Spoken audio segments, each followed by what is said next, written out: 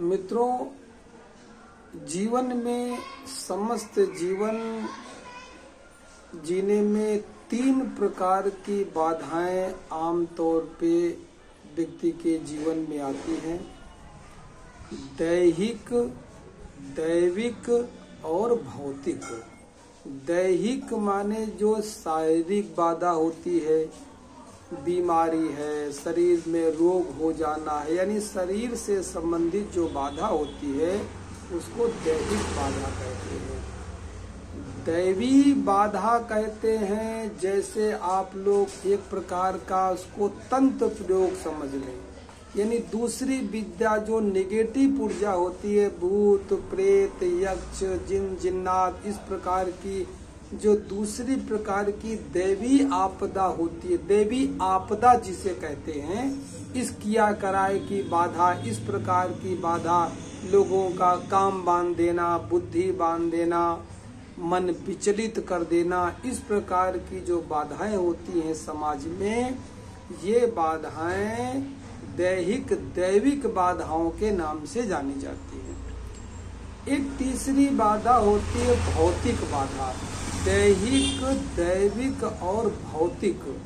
भौतिक बाधा का मतलब हुआ कि अनायास ही आपके भौतिक जीवन में जो भौतिक वस्तुएं हैं, मकान है, दुकान है, वाहन है, गाड़ी है और आपका कंप्यूटर है, लैपटॉप है, घरेलू सामान है, इन सामानों का खो जाना, जल्दी जल्दी खराब हो जाना, ये काम न करना, इससे व्यक्ति हर समय परेशान रहे, तो ये सांसारिक बाधाएं जो होती हैं, ये बाधाएं भौतिक बाधाएं कहलाती हैं।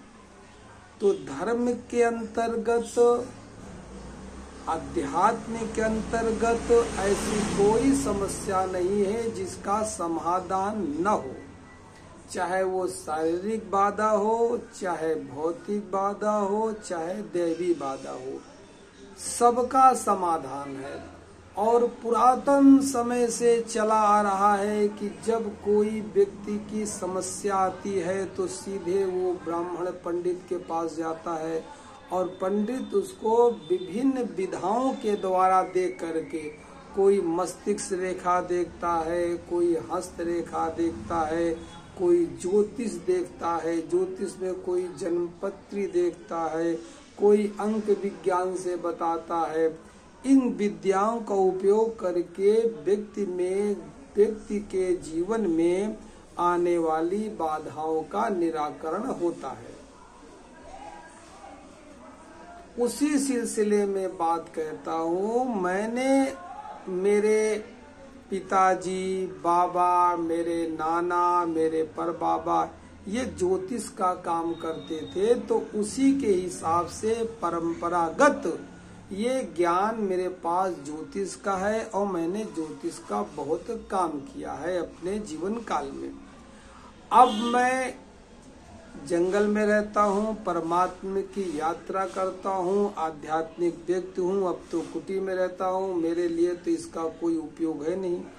तो आप लोग अभी जीवन में चल रहे हैं, भौतिक संसार में चल रहे हैं, आपका बिजनेस होगा, व्यापार होगा, काम धंधे होंगे, बच्चे होंगे, उनकी शिक्षा होगी, बच्चों की पढ़ाई लिखाई होगी, बच्चों के प्रति आप चिंतित होंगे, कन्याएं होंगी तो उनकी शादी के प्रति चिंतित होंगे, या बिजनेस व्यापार से परेशान होंगे कि कौन सा व्यापार करें, कौन सा व्यापार न करें, या कोई आपने व्यापार कर लिया तो कोई व्यापार कर लिया तो व्यापार में नुकसान हो गया, फिर आप व्यापार बदल के दूसरा करेंगे या नौकरी करेंगे, यानी कर्म क्षेत्र से जितनी भी समस्याएं आती हैं, उन समस्याओं के निवारण के लिए ज्योतिष विद्या अच्छी तरह काम करती है।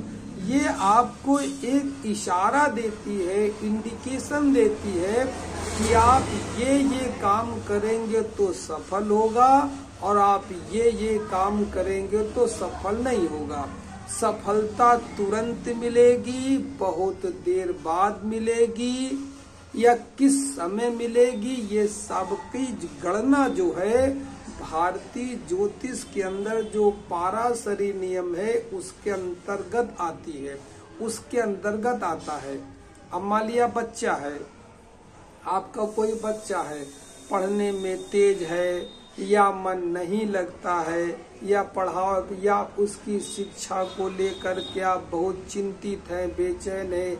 आजकल विभिन्न प्रकार के विषय चल रहे हैं, मेडिकल का है, आयुर्वेद मेडिकल है, MBBS है, इंजीनियरिंग है, बहुत है, कंप्यूटर है, पेंटिंग है, कलाकारी है, मैकेनिकल इंजीनियरिंग है, सिविल इंजीनियरिंग है। बहुत से ऐसे पढ़ाई के कोर्स हैं कि नहीं समझ में आता कि हाई स्कूल इंटर के बाद हम बच्चे को किस दिशा में डालें।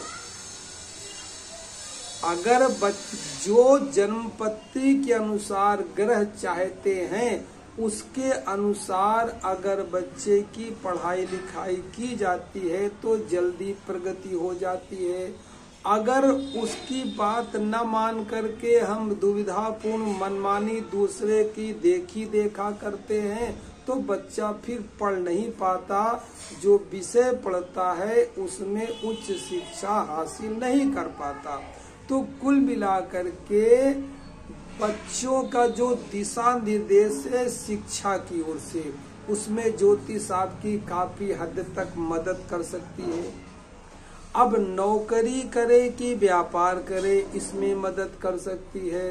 कौन सी नौकरी करे, किस विभाग में नौकरी करे, सरकारी करे, प्राइवेट करे, इसमें आपकी ज्योतिष मदद कर सकती है। या बच्चा ज्यादा पढ़ा लिखा नहीं है तो किस क्षेत्र के व्यापार के किस क्षेत्र में हाथ डाले कि उसका भविष्य चमकता चला जाए। इस प्रकार की जितनी भी समस्याएं हैं ज्योतिष में इनका निदान है। अगर विश्वास के साथ बात किया जाए, आराम से इस पर चर्चा की जाए तो ज्योतिष हर चीज की समस्या जो भी होती है उसका हल आपको दे देता है। इसी में कहता है कि बच्चे की कब शादी होगी, मंगली है तो लड़का मिल नहीं रहा तो लड़की भी मंगली होनी चाहिए, या लड़की मंगली है तो लड़का भी मंगली होनी चाहिए। विवाह मिलान किस तरह है, शादी किस दिशा में होगी, कैसी होगी, ये सारी की सारी बातों का अध्ययन जो है ज्योतिष के अंतर्गत आता है। एक विषय इसमें और बचता है, एक विषय इसमें ये भी बचता है कि रत्न भी बहुत कीमती होते हैं। आपने रत्नों का नाम सुना होगा ना, हीरा, पन्ना, मोती, माणिक, ये इतने कीमती क्यों होते हैं? ये इतने है तो पत्थर ही है, कीमती इसलिए होते हैं कि इन रत्नों पर जब सूर्य की किरण पड़ती है तो किरण पड़ने से ये कंडेंस हो करके एक बिंदु पर अपनी ऊर्जा फेंकते हैं और वो ऊर्जा जो है आपके अंदर प्रवेश करती है। मान लिया पन्ना है, पन्ने का हरा रंग है, हरे रंग का अगर आप पन्ना पहनेंगे तो ये बुध का रत्न है।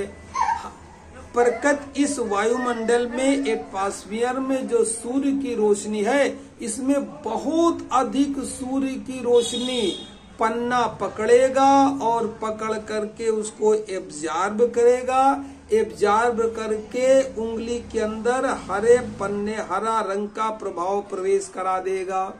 तो बुद्ध का गुण आपका भीतर विकसित हो जाएगा। तो बुद्ध से संबंधी जो आपकी जन्मपत्री में काम होंगे उनका विकास हो जाएगा।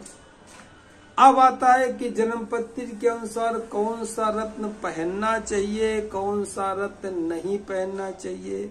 आम तौर पे लोग राशि के अनुसार रत्न पहन लेते हैं। मेरी दृष्टि में राशि के अनुसार रत्न पहनना उतना सही नहीं है।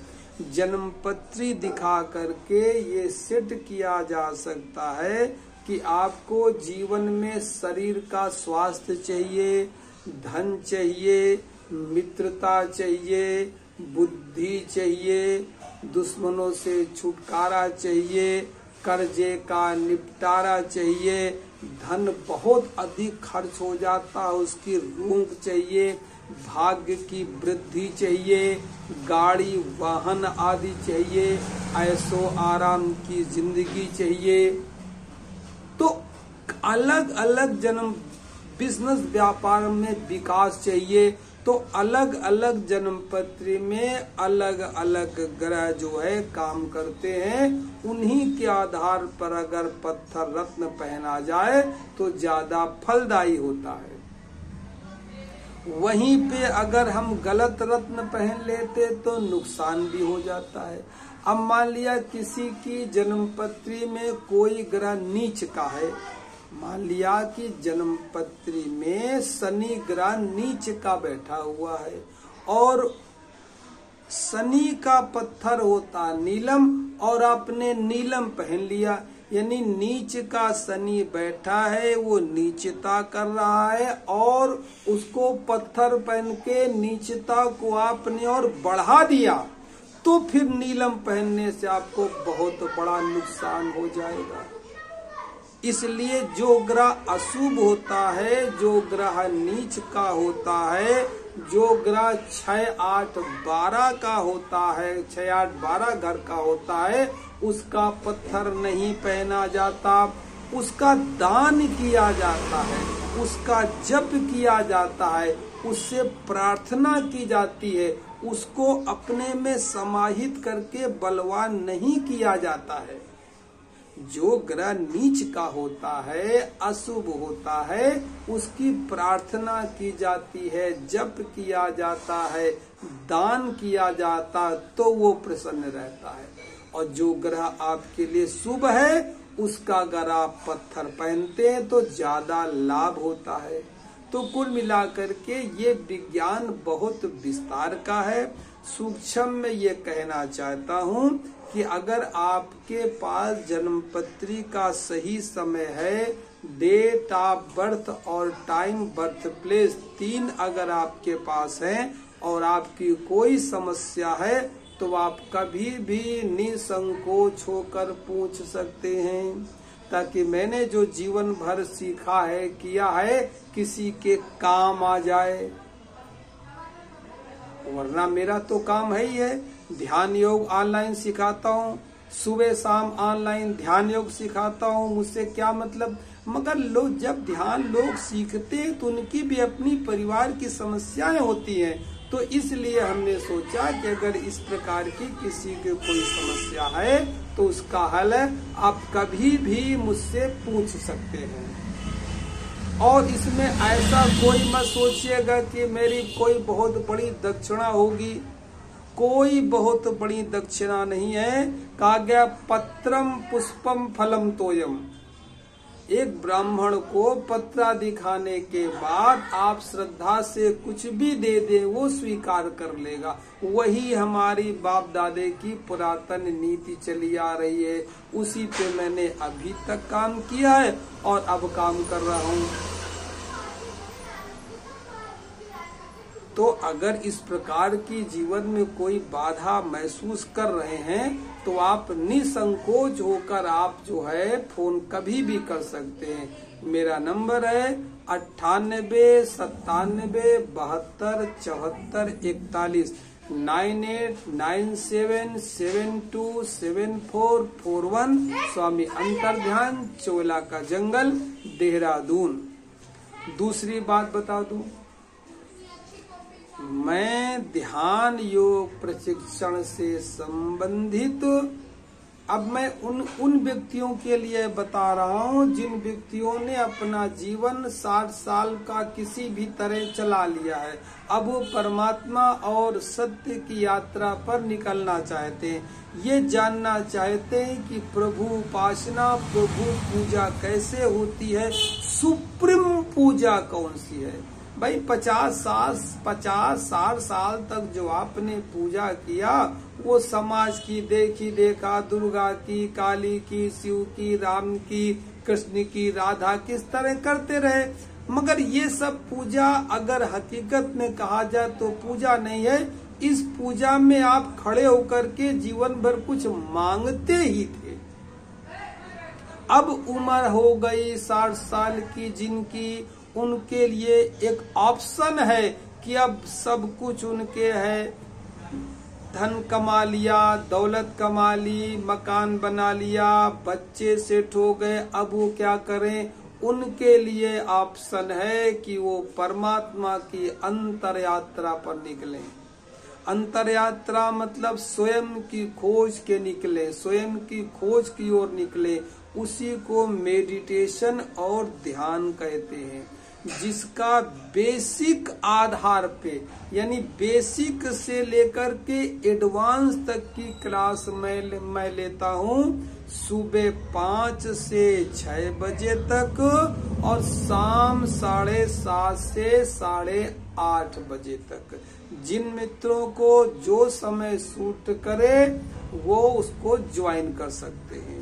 आजकल का जैसा माहौल चल रहा कि हर व्यक्ति तनाव से, टेंशन से ग्रस्त है, उनके लिए तो रामबाण उपाय है मेडिटेशन। 10 दिन के बल्कि 1 सप्ताह के ध्यान में महसूस करेंगे कि सारा तनाव उनका दूर हो गया है, बिल्कुल मस्तिष्क स्थिर हो गया है।